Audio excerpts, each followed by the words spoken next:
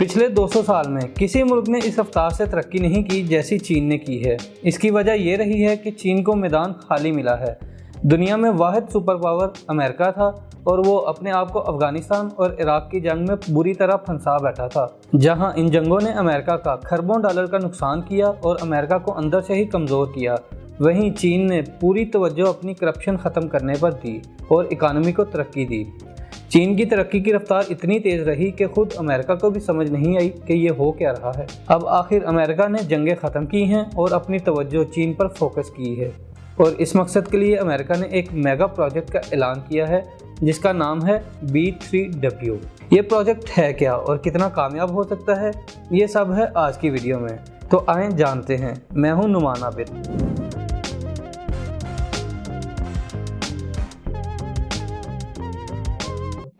Video में आगे बढ़ने से पहले आपसे माजरत कर लूँ, बहुत अरसे से चैनल पर काम नहीं हो रहा था। दरअसल हमारे तैयब भाई जो इन वीडियोस के लिए रिसर्च करते हैं उनकी शादी थी, इसलिए थोड़ा गैप आ गया, लेकिन अब हम दोबारा काम पर आ गए हैं और इंशाल्लाह रेगुलरली आपसे मुलाकात होती रहेगी। चीन की तरक्की की एक लंबी कहानी है। 1900s में ये मुल्क अफ्यून और नशे के लिए जाना जाता था। फिर पहले कम्युनिस्ट इनकलाब आया और बाद में डेंग शाओपिंग, जिनकी इस्लाहात पर कई वीडियोस बनाई जा सकती हैं, लेकिन वो हमारा आज का मौजू नहीं है। बात यह है कि चीन अपनी गलतियों से सीखा, करप्शन ख़त्म की, पॉलिसीज़ आसान की, सारी दुनिया से इन्वेस्टमेंट आई, चीन अमीर से अमीर होता चला गया। जब 2000s में अमेरिका जगह जगह जंगें लगा रहा था, तब चीन अपनी प्रोडक्शन और तिजारत के जोर पर सुपर पावर बनने की प्लानिंग कर रहा था। एशिया, यूरोप और अफ्रीका तकरीबन एक दूसरे से जुड़े हुए हैं, लेकिन यहाँ के ममालिक एक दूसरे पर इन्हिसार करने की बजाय अमेरिका की तरफ देखते रहते हैं। टेक्नोलॉजी चाहिए तो अमेरिका, सिक्योरिटी चाहिए तो अमेरिका, और अमेरिका का मिजाज ये होता था कि बदले में हुकूमतों से इंतहाई मुश्किल काम लेता था, और जब अमेरिका का अपना मफाद पूरा होता जाता तो हाथ झाड़ कर चलता बनता, क्योंकि वो खुद तो 7 समंदर पार बैठा था, उसका किसी ने क्या बिगाड़ लेना था। अगर मिडल ईस्ट, साउथ एशिया या इस पूरे इलाके में कहीं भी हालात ख़राब होते हैं तो अमेरिका का मसला नहीं है। आज की दुनिया में बहुत से मसाइल ऐसे हैं जो अमेरिका के खुद बनाए हुए हैं। खैर, बात किसी और तरफ जा रही है। चीन को ये लगा कि इस रीजन में इतना पोटेंशियल है कि दुनिया की अगली सुपर पावर इसी रीजन से होगी, और वो चाइना खुद बन रहा है।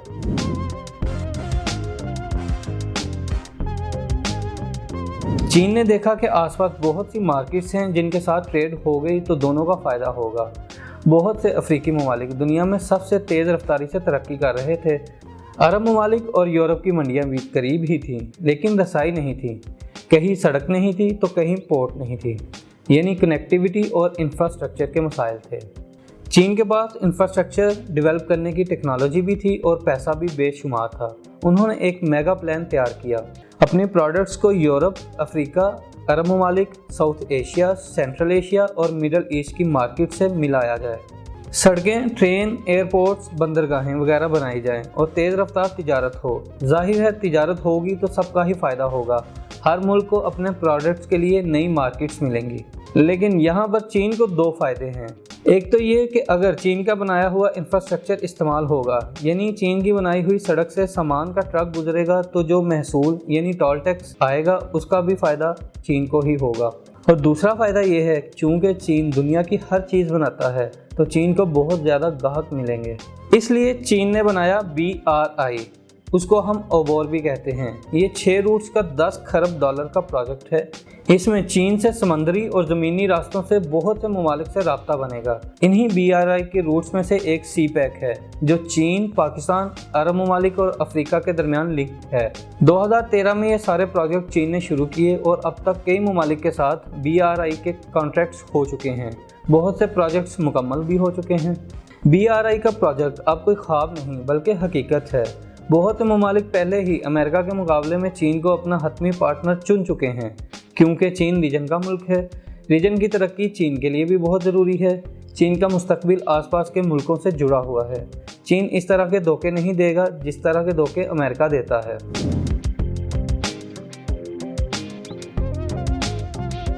जैसे पाकिस्तान में ताकत के मुख्तलिफ मराकज़ हैं, वैसे ही अमेरिका में भी हैं।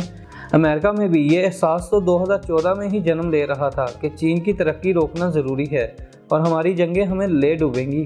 लेकिन जाहिर है किसी शुरू की हुई जंग को एकदम से तो नहीं रोका जा सकता। ऊपर से अमेरिका की किस्मत देखें, ट्रंप अमेरिकी सदर बन गए।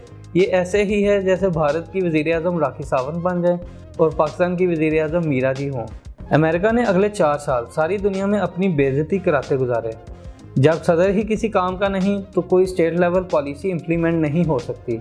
कोविड ने भी अमेरिका को चकरा कर रख दिया, यानी अमेरिका की लक ही नहीं बैड लक भी ख़राब हुई पड़ी थी। मगर अमेरिका और पाकिस्तान में एक फ़र्क है, वहाँ इदारे मजबूत हैं। अगर ख़राब सदर भी आ जाए तो जिन इदारों का काम फॉरेन पॉलिसी बनाना है वो अपने काम करते रहते हैं। कोविड के हमले के बावजूद स्टेट डिपार्टमेंट और पेंटागन वगैरह फॉरेन पॉलिसी बनाते रहे ताकि जैसे ही नया प्रेसिडेंट आए उसी वक्त पॉलिसी पर अमल दरामद शुरू हो जाए। बाइडन ने इक़्तिदार संभाला और साथ ही अपना पहला इंटरनेशनल एजेंडा चीन को तंग करना बनाया। वो इंतखाबी मुहिम में भी चीन के खिलाफ बातें करते रहे, लेकिन वो तो जाहिर है सियासतदान इलेक्शन जीतने के लिए कुछ भी कहते रहते हैं। वो इलेक्शन जीतने के बाद भी सख्त तरीन पॉलिसी के साथ उतरे। मार्च में अलास्का में होने वाले डायलॉग में चीन के साथ ऐसी लफ्जी जंग हुई कि डिप्लोमेसी की तारीख में ऐसी मिसाल नहीं मिलती। पीछे पीछे ही चीन ने अमेरिका पर कुछ तिजारती पाबंदियां भी लगा दी। बाइडन साहब ने बाज आने की बजाय अपने पहले state of the union address, जो अमेरिका में हर साल सदर की तरफ से की जाने वाली सबसे अहम तकरीर होती है, उसमें जमकर चीन के खिलाफ बोले। अभी कुछ दिन पहले ही फॉरेन पॉलिसी मैगजीन ने रिपोर्ट छापी है कि बाइडन बहुत बड़ा पंगा ले रहे हैं। अमेरिका से अफगानिस्तान नहीं संभाला जाता तो चीन को कैसे संभालेंगे। लेकिन जाहिर है अमेरिका के पास ऑप्शन भी क्या है। दुनिया में अमेरिका की चौधराहट को चीन ने चैलेंज किया हुआ है, मुकाबला तो करना पड़ेगा।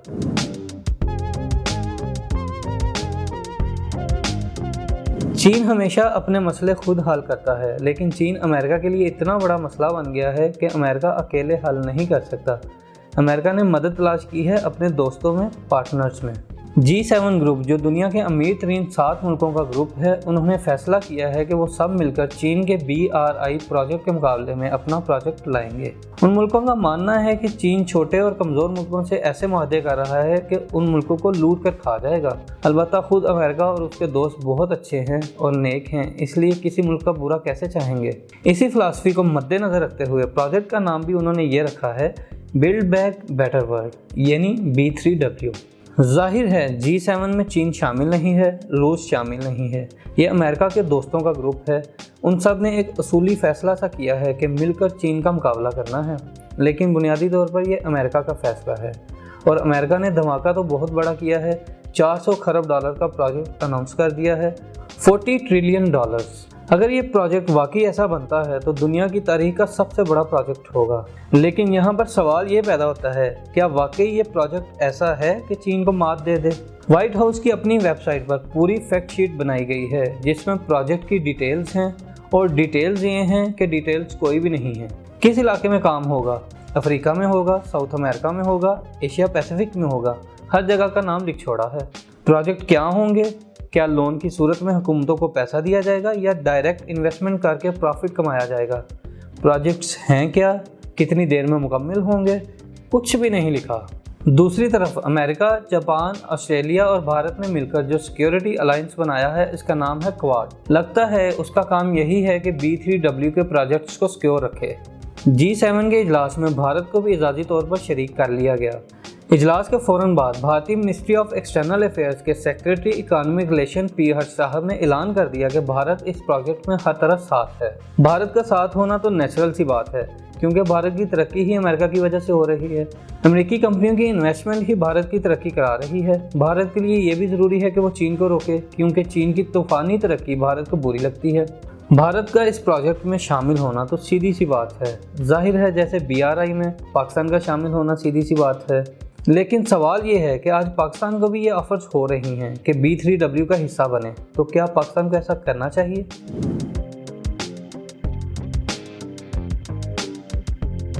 पाकिस्तान के साथ अमेरिका के ताल्लुकात ज़रा गर्म ठंडे चल रहे हैं। अभी जब अमेरिका ने अफगानिस्तान में कार्रवाइयाँ करने के लिए फ़ौजी अड्डे मांगे तो पाकिस्तान ने साफ इनकार कर दिया। ये बात ज़रा अमेरिका को हज़म नहीं हो रही और पाकिस्तान पर हर किस्म का प्रेशर भी डलवाया। लेकिन इस वक्त सारे पाकिस्तानी इदारे और हुकूमत सब के सब यही समझते हैं कि अगर पाकिस्तान अमेरिका को अड्डे देगा तो इसका मतलब ये निकलेगा कि अफ़गानिस्तान में रेजिस्टेंस करने वाले सब पाकिस्तान पर पल पड़ेंगे। दूसरी तरफ भारत इस वक्त अमेरिका का बेस्ट बडी है, क्योंकि वही एक मुल्क है जो इस रीजन में है जो चीन की मुखालफत करने को तैयार है। बाकी तो सारा रीजन चीन का दोस्त बना पड़ा है। म्यांमार, बांग्लादेश, श्रीलंका, पाकिस्तान सभी चीन के साथ हैं। साफ नज़र आ रहा है कि दो टीम्स बन गई हैं। चीन, पाकिस्तान, रूस एक तरफ है, दूसरी तरफ भारत, अमेरिका और जापान।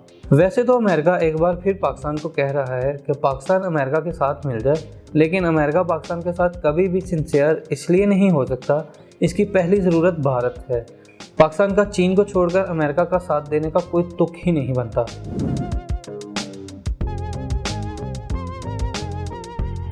BRI प्रोजेक्ट तकरीबन 8 साल पहले शुरू हो गया था। अब तो इसके ज़्यादातर प्रोजेक्ट मुकम्मल हो चुके हैं और कुछ प्रोजेक्ट अपने दूसरे फेज़ में हैं। B3W आज शुरू हो रहा है और चूँकि एक विज़न नहीं है इसलिए लगता है कि मसाइल निकलते रहेंगे। वैसे भी जितने ममालिक हैं उतने ही ज़्यादा एजेंडे। हर मुल्क की अपनी अपनी फॉरेन पॉलिसी है, ये सब मिलकर किसी एक एजेंडे पर चल ही नहीं सकते। अमेरिका के लिए तो चीन दुश्मन की हैसियत रखता है, लेकिन बाकी मुल्कों को तो इस बात से बिल्कुल फ़र्क नहीं पड़ता कि सुपर पावर एक हैं या दो। B3W dead on arrival type का प्रोजेक्ट लग रहा है। एक विज़न नहीं है, एक पॉलिसी नहीं है, एक ज़रूरत भी नहीं है। सिर्फ अमेरिका, भारत और जापान हैं जिनका एक ऑब्जेक्टिव है। बाकी UK, जर्मनी वगैरह को तो इससे कोई फ़र्क नहीं पड़ता कि सुपर पावर चीन है या अमेरिका। UK, जर्मनी और फ्रांस ने तो अपना अपना सोचना है। बल्कि G7 की कॉन्फ्रेंस में कुछ ममालिक ने कह भी दिया था कि चीन से पंगा लेने की क्या ज़रूरत है। ऐसे प्रोजेक्ट में पाकिस्तान को भी छलांग लगाने की कोई ज़रूरत नहीं। हमने अपने रीजन के हिसाब से सोचना है। हमें चीन की ज़रूरत है और चीन को हमारी ज़रूरत है। अभी तक पाकिस्तान की फॉरेन पॉलिसी ठीक जा रही है। लॉन्ग टर्म में चीन, रूस और पाकिस्तान का इत्तेहाद ही है जो इस रीजन को स्टेबिलिटी देगा और पूरी उम्मीद है कि ऐसा ही होगा। दुआओं में याद रखिएगा। मिलते हैं अगली वीडियो में।